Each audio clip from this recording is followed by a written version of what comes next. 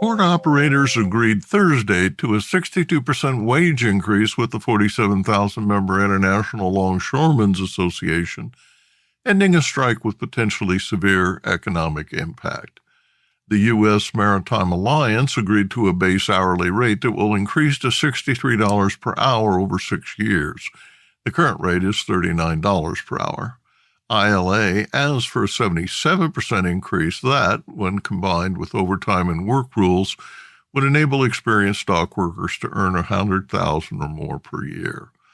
The Wall Street Journal reports that the USMX offer came after the White House privately and publicly pressed the large shipping lines and cargo terminal operators who employed longshore workers to resolve their differences. On word of the settlement, President Biden issued this statement, quote, "Collective bargaining works, and it is critical to building a stronger economy from the middle out and the bottom up," end quote. By Wednesday, more than 38 container ships, some likely with tea on board, had dropped anchor. The number of idled vessels was expected to quickly double. In an open letter on the ILA website, union leader Harold Daggett writes, quote, "Our members feel underappreciated, especially given the sacrifices they made during the pandemic."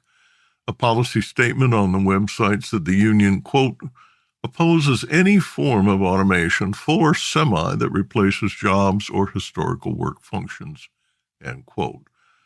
Many of our members operate multi-million-dollar container handling equipment for a mere $20 per hour.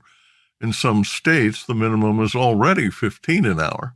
USMX overlooks the fact that two-thirds of our members are constantly on call with no guarantee of employment if no ships are being worked, writes ILA.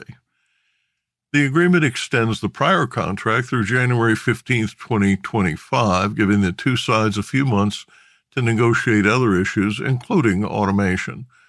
This week's walkout was the first East Coast dockworkers strike in 50 years. Business Insight.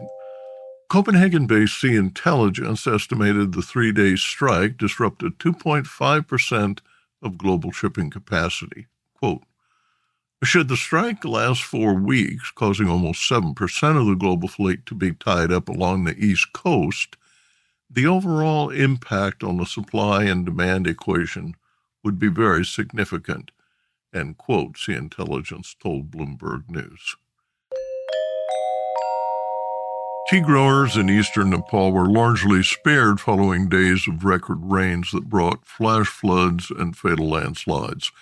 According to meteorologists at Nepal's Department of Hydrology and Meteorology, rainfall totals broke a 54-year record in the Kathmandu Valley, one of 14 districts where 25 observation stations set records. Nepal Tea Collective founder Nishal Benskota said, quote, "They're still assessing the actual damage, but there are a lot of landslides around the farm, especially ours," end quote.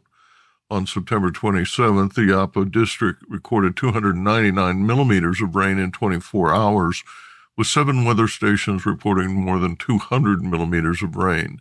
Rainfall above 50 millimeters is considered heavy. Nepal typically receives 1,472 millimeters of rain during the June 13th through October 2nd monsoon.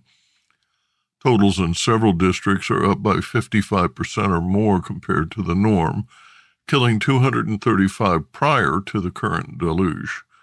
In addition to increased rainfall, maximum temperatures in Nepal are rising faster at 0.056 degrees Celsius a year compared to the global average of 0.003 degrees. Red Cross Climate Center scientist lead Liz Stevens explains that, quote, "While it's difficult to draw firm conclusions from records which only began in 1970, this rainfall is a huge increase on the previous record, and the Intergovernmental Panel on Climate Change has indicated with high confidence that Nepal will see further increases in heavy rainfall as a result of climate change." Quote, "These floods are further evidence of the help that countries like Nepal need to adapt to a climate very different from what they saw in the past," end quote, said Stevens. Home Ministry spokesman Rishi Ramwatewari told the Business Standard that 217 storm-related deaths have occurred across the country, with 28 people still reported missing and another 148 seriously injured.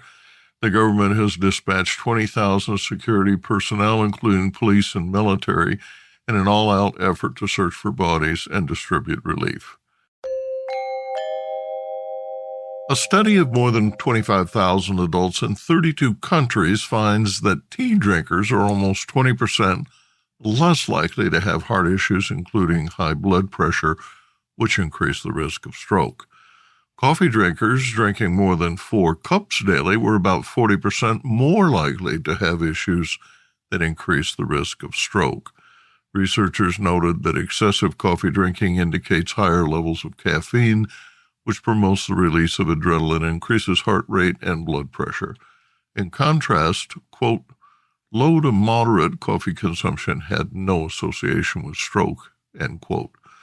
According to the article published in the peer-reviewed International Journal of Stroke, about half of the 26,950 adults participating in the study had survived a stroke in the past 2.5 days. Within 5 days, all participants filled out questionnaires about their medical history, diet, physical activity, and other stroke risk factors like smoking and high blood pressure. Each was asked how many cups of coffee, Chinese or Japanese green tea, black tea, or other kinds of tea they drank daily. About 1 in 5 participants drank neither beverage, nearly half exclusively drank tea, and about 15% drank coffee alone. Nearly 1 in 5 consumed both. Those drinking black teas, including Earl Grey and breakfast teas, had the lowest overall risk of stroke at 29%, while those drinking green tea reduced their stroke risk by 27%. Drinking 4 or more cups of tea daily lowered the risk by an average 19%. Researchers found that adding milk to any tea negated all potential stroke-related benefits. This is because milk binds with antioxidants, which are disease-inhibiting molecules found in both coffee and tea. No assessment was made of the impact of sugar, syrup, spices, and other add-ins. The team found that drinking 4 or more cups of coffee per day raised the risk of stroke by 37%. Quote, these associations suggest that individuals consider avoiding high coffee consumption, greater than 5 cups daily, to impact future stroke risk, end quote. The study included thousands of U.S., U.K., and Canadian patients, as well as many Europeans, but most of those studied were Chinese and of South Asian descent. The majority were men, and most patients were also overweight, a risk factor for stroke. Their average age was 61. Business Insight. The Geographically and Diverse Interstroke International Case Control Study identified 10 modifiable risk factors collectively associated with 90% of the global population attributable risk of stroke. Produced by Audavita Studios. Connect your voice to the world.